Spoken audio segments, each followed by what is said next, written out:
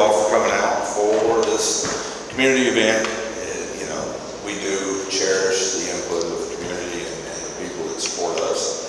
So, hearing the concerns that were coming out about Flock and the implementation, we wanted to hear your concerns. So, you know, I know I've seen some statements that it's a done deal, we don't care what people are saying, and that completely is not the truth.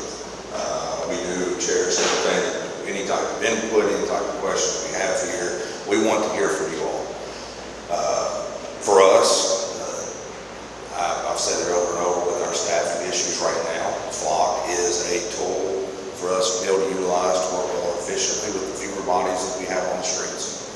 And what that does is it provides a better effort at public safety and making sure that we're able to close cases that we aren't right now. And it does give us extra information. It allows us to offer better protection for those who might be having mental health distress and leaving a car that nobody can locate. We'll have a new tool to try to locate those individuals, as well as going alert. Flock and the representative here will be able to explain to you some of the successes. They have a small presentation because I did want you all to see what we've been providing to the City Commission. I wanted you all to get that full event. We also have a representative, and you all are familiar with this individual, our retired police chief and now captain with UKPD. He's here to share if you all have questions about how they've implemented it. And, you know, we can have, afterwards, we'll have a question and answer session with questions that you all may have and how we might be able to address and help you with any concerns, any fears. And honestly, for those that are in support, I encourage you also to just share what your thoughts are. So with all that said, I'm going to hand this over to Miss Amy Cornell. And once again, she is with Flock. Thank you, Chief. I appreciate it. As Chief mentioned, my name is Amy Cornell. I am a Community Affairs Manager with Flock Safety. It's great to be with you all today. I have a very brief presentation I'd like to run through just to show you a little bit more, tell you a little bit more about the technology, and then as Chief Bowman mentioned, we will do a question and answer session, so I'm happy to answer some questions as well. So, there we go. So you can see that, great. So I want to tell you a little bit first about the company and how it started. So Flock Safety started in 2017, and our founder and president and CEO was actually the victim of crimes, as well as folks in his neighborhood, his neighbors. So they were victims of home invasions, of car break-ins, and he had video evidence from things like Ring cameras that were useful, but the feedback he got when he brought that information to the police was, you know what, to really solve this crime, we're going to need a license plate. That's the most important to track down the suspects here. And so he set out on a mission to create a product that was affordable, easy to use, and also something that really respected ethics and privacy, which is very important to the company. So why Flock Safety and kind of the space that we're in now? As you all know, nationwide police headcount is declining. There aren't enough police out there. Trust is needed more than ever, and crime is going up. So this is something that's just technology to multiply the force. Of course, great police work is definitely still needed, but this is a way to really multiply the force and support a lot of the work that's being done to solve crime. It also captures objective evidence, and I'll get into that a little bit more shortly. So why focus on vehicles? Because 70% of a crime actually involves a vehicle. So it is important to really look into what we can do to help solve some of those crimes. I want to spend some time talking to you a little bit about how the technology works with the Flock cameras. What you see on the screen, on the right side of your screen, is actually the picture that will be sent to law enforcement. So this is the photograph. It's a still photograph that is sent to a law enforcement agency, and that shows the back of the vehicle. We refer to that as a vehicle fingerprint. So it's all objective evidence, and you can't tell who's driving that vehicle. All you're getting is the vehicle fingerprint, the back of the car, the make, model of the car, and a timestamp where that photograph was taken. And as Chief mentioned too, this is not tied to any people, it's not tied to facial recognition, there's no traffic enforcement involved here. So I talked a little bit about what the technology is. I think it's equally as important to talk about what the technology isn't and what it doesn't do. As I mentioned, no facial recognition, not tied to any personally identifiable information, not used for predictive policing, and it's not tied to any third-party database like Carfax or the DMV. Also, the data is not stored beyond a 30-day period, so it's actually encrypted data stored in the cloud. I'll talk a little bit more about that later, but it's deleted, it's automatically deleted after 30 days unless it's being used for a criminal investigation. So how the technology prevents and eliminates crime, it does that in many ways. So I'll talk first about the proactive piece. So these are real-time alerts that law enforcement can receive. Say a stolen car is driving through your city. Now, more often than not, that vehicle is not just passing through and trying to leave, they might be looking to commit some more crimes. So proactively getting ahead of that and preventing more crimes in your city is one example of how this device could work proactively.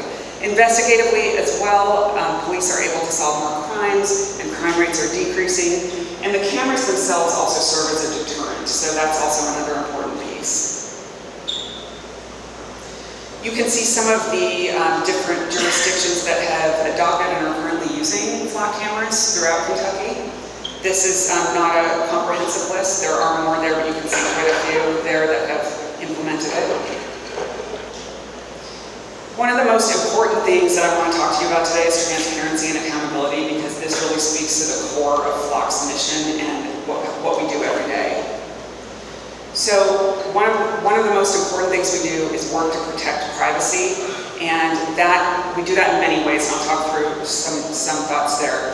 So this footage is completely owned by the police department. Flock Safety does not have access to the footage. We don't use it. We don't share it or sell it to anybody. It completely belongs to the police agency. All data is secured, as I mentioned, in the Amazon Web Services cloud. So this is the most secure government cloud available right now. So it's used by the FBI, by the CIA, and it's end-to-end encrypted. So all of that data is stored completely there. And also, one thing I'd like to point out, there's an investigative search, a search reason is needed to be able to pull this data. So there's not an ability to look through all these different photographs of vehicles. You need a search reason. This needs to be tied to a crime. It needs to have a case number. It needs to have something reported that's giving you a reason to search for a particular vehicle. And as I mentioned, just like to mention again, no facial recognition software. There is no personal identifiable information, and it's never used for traffic enforcement. So the other part of the privacy that I'd like to talk about is a transparency portal. This is something that Flock Safety makes available to all law enforcement agencies that we work with and encourage them to use it. And this is something that can be customizable based on the needs of any specific community. So what you see here is something that could be on the police department's website, it could be on their social media, and it's really a way to show the community how this Flock Safety system is being used. So the policy could be put on there. You could show metrics. The police will have, the chief will have the ability to do audits anytime. So you can do audits monthly, you can do them weekly. And that's really going to show how the system is being used, how many license plates are being picked up, who has access to the system. We also provide training for everybody who is using the system throughout the police department. Another thing I wanted to mention is several years ago, the ACLU came out with some recommendations on ALPR policies. And this is something that we really took to heart and tried to build our model around and really take their recommendations and utilize them. And some examples there, short data retention. The 30 days of saving the data is actually one of the shortest of all state statutes on data retention. In addition, we don't share any of this information with third parties. We welcome consultations with legal counsel. We have our own legal team. We welcome questions and are happy to put anyone in touch with that team to answer any specific legal questions. And in addition, we welcome community input. It's why I'm here today. It's why the chief is holding these community meetings, because we value your input and we do listen to that input. A lot of communities have weighed in on the policies and provided some really great recommendations. So you being here really does matter. And we also operate in public. We've developed the transparency portal, which is something that makes our company unique, and it's something that is a way to share on a daily, weekly, monthly, and yearly basis exactly how the system's being used, so you have eyes on that all the time. So I want to talk to you a little bit about just some real life examples of how flock can work in different communities. And I have some semi-local examples and then some from different parts of the country. This is one out of Yakima, Washington. This is actually day one of having flock cameras implemented. A child was kidnapped and molested, and the police were able to obtain a vehicle description and were able to use flock cameras to locate the suspect, got their DNA evidence, and were able to make an arrest rather quickly. And this happened, they had put up 22 cameras throughout their city, and this happened on day one.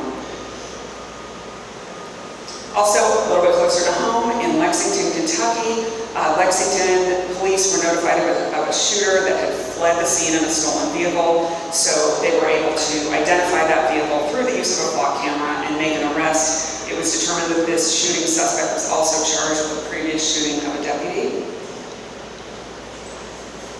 These are just some statistics. This is kind of showing a snapshot of the first 3 months with 25 Falcon cameras. The Lexington PD had the following outcomes. You can see many stolen vehicles, investigative leads, guns seized, and charges that would be filed as a result of utilizing this technology. This one is an example. This is actually out of Michigan, and this was a woman that was walking along a service road, and she was unfortunately hit and killed by a vehicle. There was a part of that vehicle, some debris that was left at the scene, so police went out there. They were able to recover that vehicle, that debris from the vehicle, and identify a matching vehicle that was in the area through the use of a flock camera.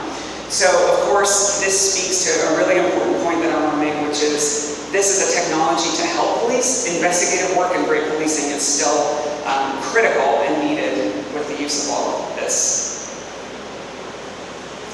This is a case out of San Bruno, California. This is suspects that entered a jewelry store, and the owner of the jewelry store was actually able to chase them off. They were attempting to rob the store. Their vehicle was identified by a flock camera, so it was able to be put on a list because the police there were concerned that, well, like, they did this once, there's a concern they're going to come back and perhaps escalate and become more violent, which turned out to actually be a really useful tip. They did pick up that vehicle on a flock camera when these suspects did come back to escalate their crimes, and they were able to prevent another attempt because they stopped them before they even entered the store. And finally, this is one that I wanted to end on. This is something that flock cameras are used quite frequently for. This is an Amber Alert out of Chamblee, Georgia. It's a suburb of Atlanta. This mother was pushing her baby in a stroller, walking down the street. She was approached by two masked and armed suspects who snatched her baby, threw her baby in a vehicle, and drove away. Terrifying moments for this woman. She was able to provide the police she didn't have information on the license plate, but what she did have was a vehicle description, and she called that description in. Police were able to use flock cameras to track down this suspect, identify the license plate, find the person who did this. Actually, it stayed away in less than 6 hours. They had gone to Alabama and had actually planned to raise this child as their own. So thankfully, the child was reunited with his mother and is safe. And that's my last slide, so I'll stop there and pause for any questions.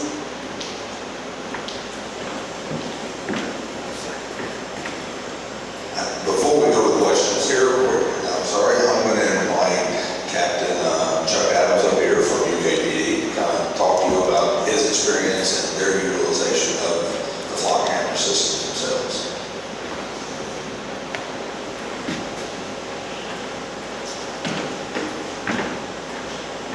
Thank you, Chief. So just a disclaimer, I am here on my own as a community member of Frankfort, Franklin County, and not representing my department, but I do know some of the experiences that we've had. One of our early on successes was with catalytic converter tests. Of course, we have those huge parking lots and easy targets. People don't check on their cars very often when they park in them. So we were actually able to track down our perpetrators. We knew who they were. We charged them. They got put in jail. We thought, all right, we've solved this issue. Every time they got back out, catalytic converter tests went right back up. So here comes flock. We had their vehicles. We had their license plates. Anytime they come near any of our parking lots now. We know they're there. We can chase them off. So that has helped with catalytic converter thefts on campus. It's completely, I won't say completely, but went from a very large number down to very few. A recent success that we had just a couple weeks ago, had a patient leave one of the hospitals with dementia, should not have been out on his own. We were able to follow his vehicle, find out where he had went, track him down, and was able to return him back to the hospital. And that's one of the common uses that I think flock gets used for around the country, is being able to, those golden alerts and those different situations like that where we can help individuals who may not, should not be on their own. And then one other other incident that happened, suspect's car broke down there on campus, had nothing to do with campus. He was just driving through, and that's the downside of where campus is located. Everybody comes to, for whatever reason, discharged a weapon in his car, and he got out and ran.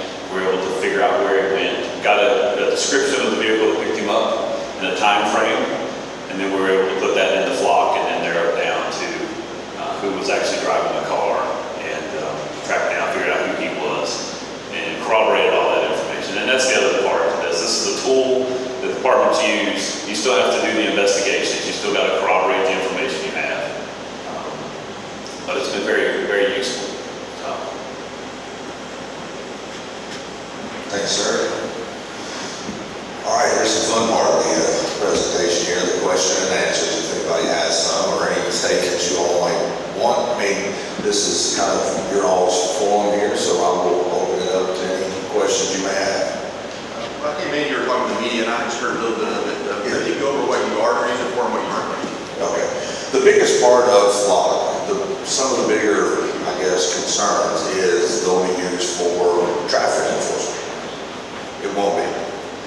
The only consideration for traffic enforcement that would be used is what you just heard here. If there's a hit and run, in which the hit and run is a criminal act. So we would utilize flock to be able to identify a vehicle that was in that area that matches the description.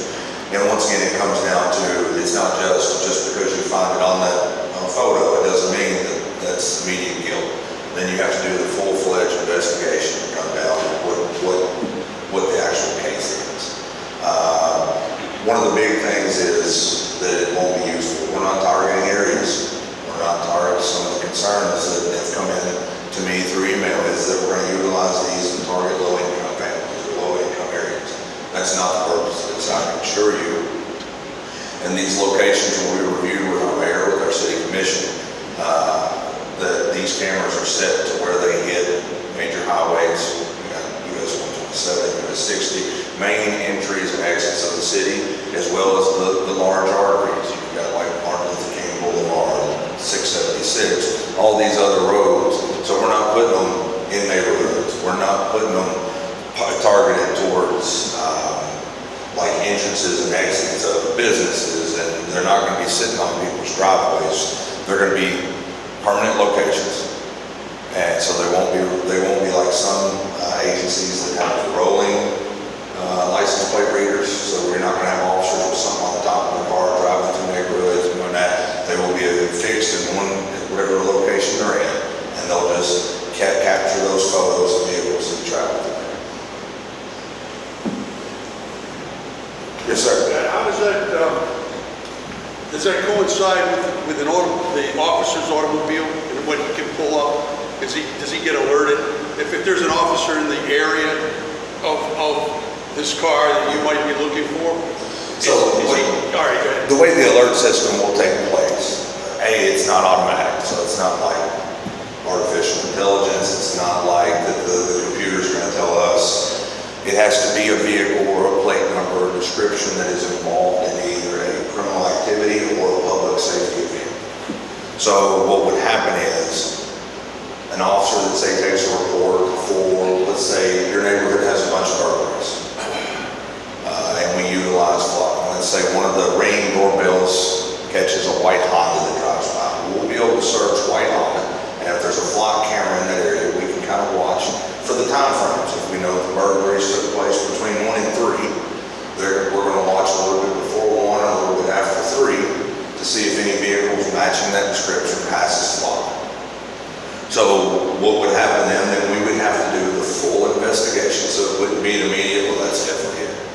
So there would be a full investigation that would be ongoing, that would just utilize that information that was provided. And then if we're able to identify a suspect vehicle, and then we have a plate number, that would be put on what's called a hot list. Now at that point, if that vehicle and that plate number passes a flock camera, then there would be an alert to dispatch as well as to the officers working on duty. The other thing with policy is officers can't have flock on their phones. They don't have them at home. They're on their MDTs only. So there has to be that secure connection for them to even access flock.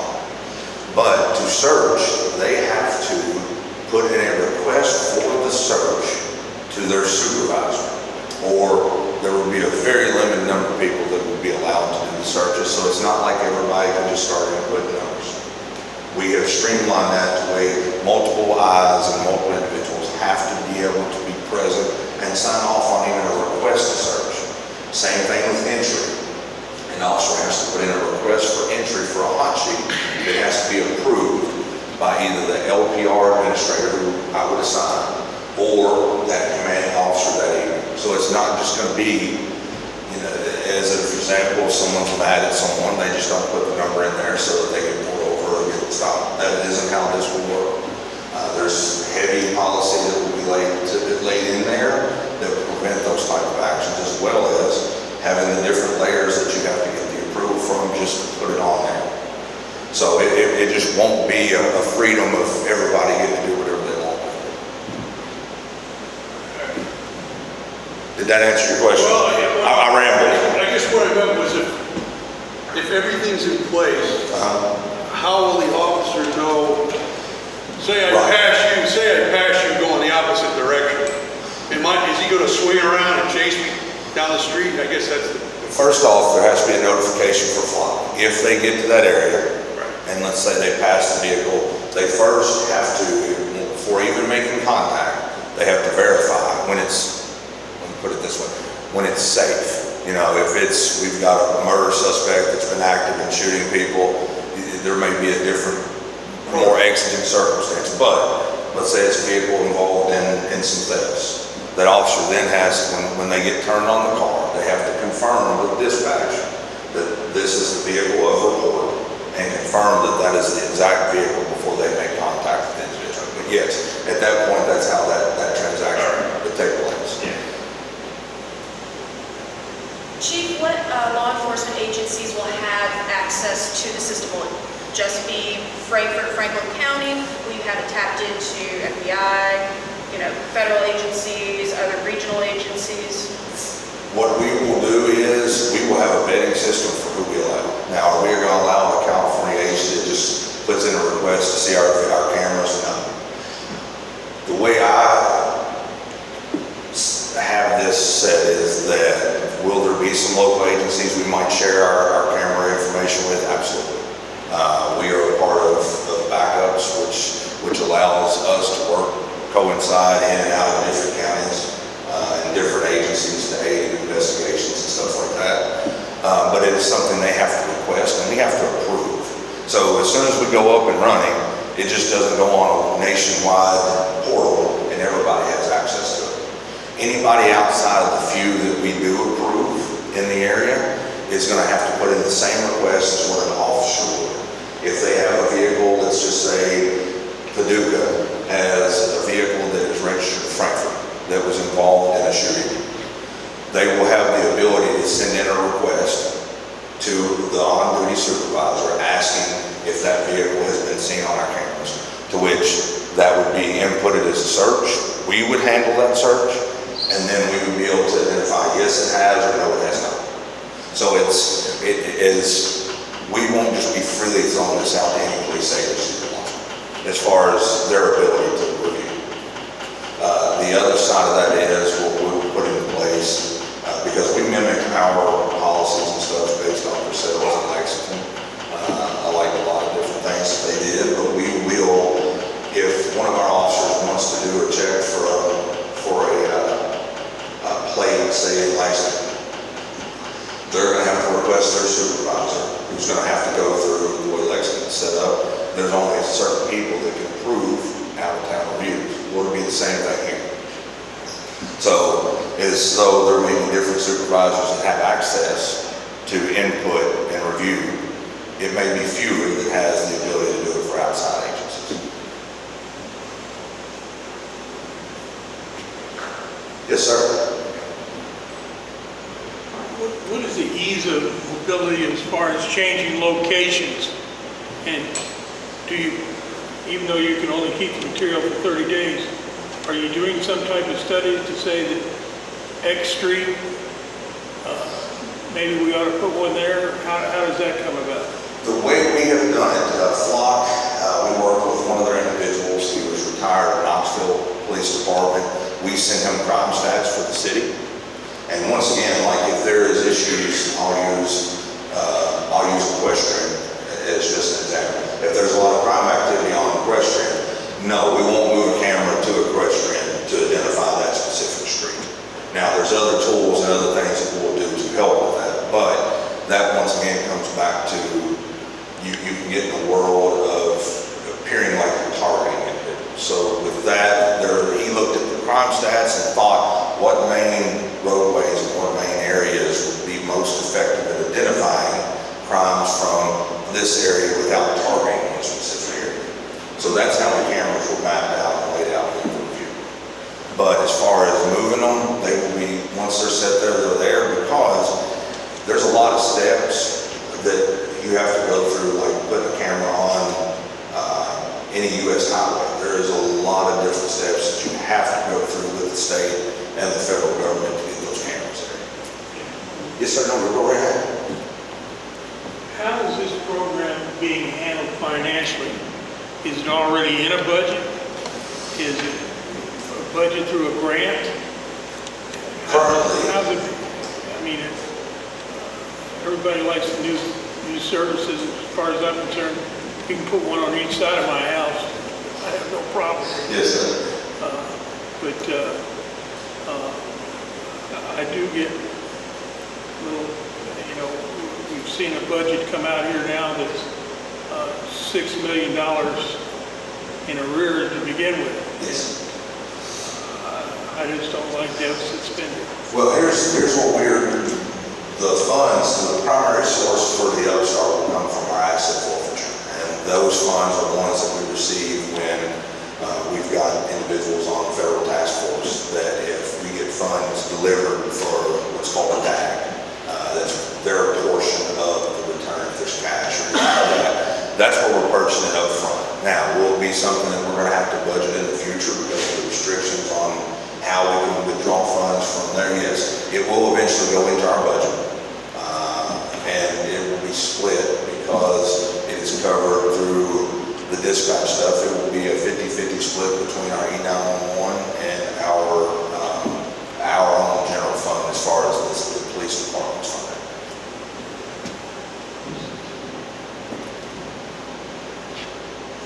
Yes, ma'am.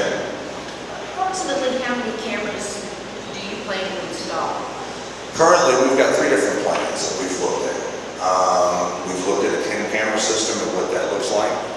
That concerns me because there's a lot of empty areas that we may not get good protection, and then the question comes up, are we protecting one area more than we are the other because of, finances or anything like that? There's another 17-camera proposal that I have and a 20-camera. Ultimately, I would love to have a 20-camera. For sales, put in 20 cameras, and no reason to uptick. Lexington started out with, I think it was 25 cameras, and they saw the success that they killed their pilot program and went on, and I think now they're up to 75 or 85 cameras roughly there, and they'll probably increase it more. So, but my goal would be somewhere in that 15 to 20 range, because that gives us the best coverage for anyone entering or exiting that might be either in danger or causing problems. Schedule regular audits of the use of the system. What's that? So you're going to schedule regular audits? Absolutely. The great thing is with having the dual purpose for entry and searches, we're also going to have that LPR administrator there will be a monthly audit done to review to make sure there is no strange excessive requests and make sure that everything is being followed properly. Because the one thing we don't want to do community and get an excellent tool and have it utilized and then have it misused. I mean, as we all know, anything that you use, any type of power that you have can be misused, and we definitely want to eliminate any opportunity for that. Yes, ma'am? Are you going to need additional personnel to implement? No, ma'am. This will not cause any stress on. In fact, it may aid in officers and detectives being able to work more efficiently and being able to utilize the best. Because let's face it, if you have, let's say you have a shooting that occurs right down the street here, and then all they have is a red pickup, and that's it. Whatever red pickup in the area is now considered a suspect vehicle. So if we're able now to say, somebody says it was a red pickup that had, a bumper sticker on the back, the flock cameras getting a shot at the back of the vehicle will be able to say, well, this is it. Well, then instead of worrying about 10 vehicles, now we're just worried about one. Or if you get the flock camera that catches it actually will reduce the amount of hours. That's the key, because once again, staffing right now is low. So we're trying to find another tool that helps us be more efficient to provide better service to the community.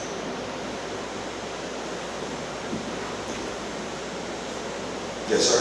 Something urgent, really like murder, armed robbery, how long would it take you to get it in the system where you can realistically get some feedback if you spotted it? Ultimately, especially on a murder like that, if we get to the scene, somebody says it was a red truck and this is the plate, we're able to put it in a simple, the officer, whoever is there on the scene, first and foremost, care of individuals there, treatment, that has to be done first. That will never be, that service will never be shortened so that we can hurry up and put something in. But realistically, they can put the request over the radio. Dispatch can pick up the request and send something to the on-duty supervisor. He can approve that request. Since the officer won't be able to input himself, dispatch can, and it can go in within minutes, hopefully. That is the goal. And then it goes into the system. But it will be, as opposed to some of the other efforts, that it will shorten that process of having a quicker response time.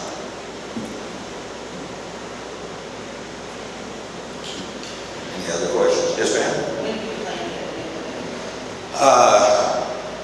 Hopefully, the goal is, and I work with the commissioners and stuff, so I don't have a set date, okay? There will be a couple of different things that will be presented to the commission as well as the mayor, and hopefully within that time, we'll get that approval. If it was me, it would have been implemented in November, because I don't like waiting, but understanding concerns and understanding processes, it's great.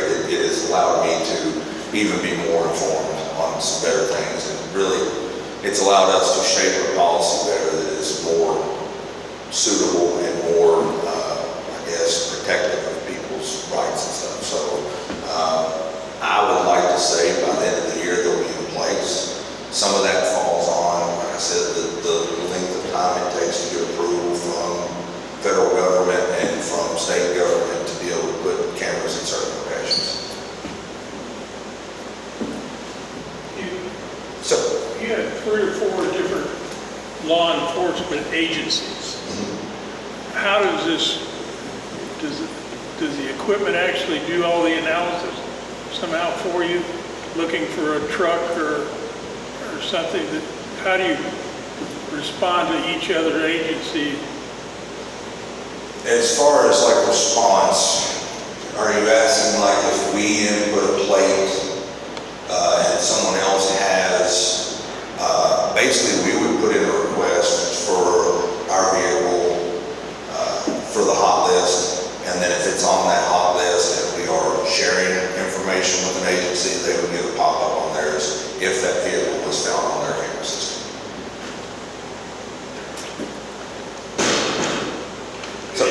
Chief, is it automatically shared with, if it's Frankfort PD, is it automatically shared with other agencies, or do they have to do that request, or do you just simply put it out there as an APB?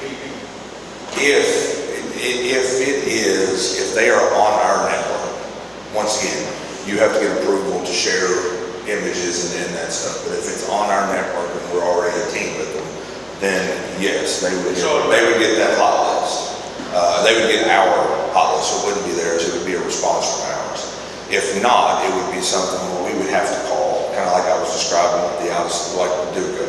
We would have to call that agency if we're not on the link with them and go, this is what we have, we're sending you an email or whatever their policy requires them to have. Can you please check and verify if this plate is in your jurisdiction? And once again, you have to have a good reason to want to know if it's in a different jurisdiction. So it's not like we go, well, we know there's 40 agencies with flock cameras, go ahead and send out a thing to all agencies requesting. So it would take part of that investigation, hey, this individual lives in Carrollton, can we contact Carrollton PD if they have flock? So it's not just we're just going to throw a net over to try to find it. It sounds like that you have to have all your ducks in a row or someone can come back at you. Absolutely. Because it's going to be a paper trail somewhere with either email, requests. It's not done automatically in the air. There has to be checks and balances. Absolutely. And you're gonna have to abide by the checks and balances, just like, otherwise you open yourselves up for liability. Yes, and honestly, to give a little comfort, when we do our audit, we see that this one agency or this one officer specifically from an agency is asking for excessive amounts, we're going to question that. And if we don't like the answer, or if we don't, we're going to remove them from access to our stuff. So that is one of those things that comes with that audit. It'll be ours, but you know, when people are calling and requesting to review it, we're going to track those type of requests as well. Yes, ma'am. Chief, I may miss this, but what is the upfront cost of this? And then what, say you had 15 cameras, what is that yearly, however that's done? It is a cost of currently $3,000 a camera per year. Because the camera equipment itself is leased. It's not ours. It is leased through Flock. So it would be $3,000. So for the 15 cameras, it would be $45,000 a year. Okay, and is there like, I can't imagine there's not a cost to set all that up. No, that is. That's an initial fee. I'm sorry. Yeah, the first initial fee, I forget it. I will have. Okay. There's a small, like, A small fee. it's a small, like $200. It's not a huge fee as far as getting each camera set up.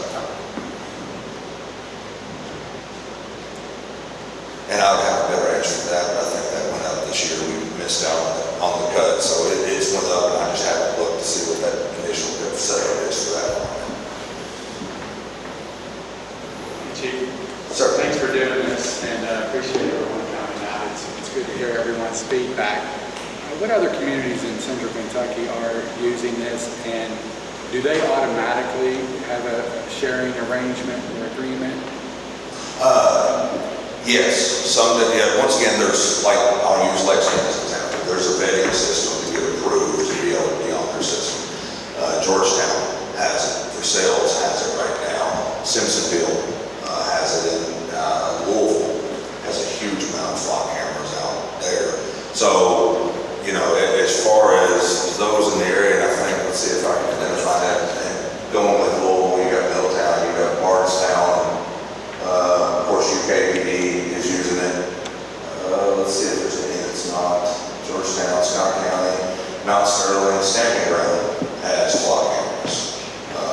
So all these, you know, Nelson County, and I can speak for this because I just spoke with Sheriff Choir last night. He was speaking with the sheriff in Nelson County, and in the numbers that he gives, and I can only use this as secondhand, and he said they've had roughly a 15 to 20% drop in crime areas because individuals know they're being monitored now because it's, you know, the thing is, the goal is to reduce crime by utilizing these, to offer a better safety net for other situations, animal alerts, goat alerts, you know, suicidal individuals, mental health issues. So they're seeing huge success. In my conversations with other chiefs and sheriffs, no one has seen anything but positive results from having these implemented in the community.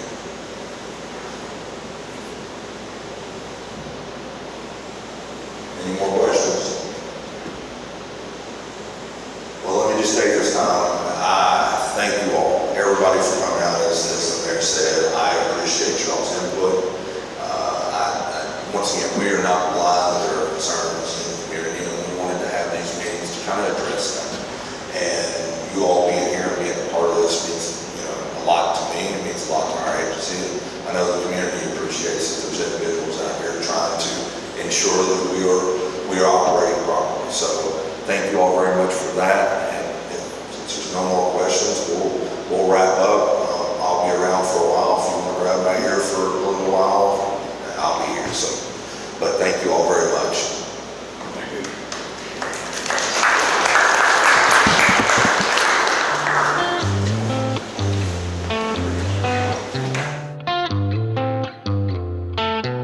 When the music starts to play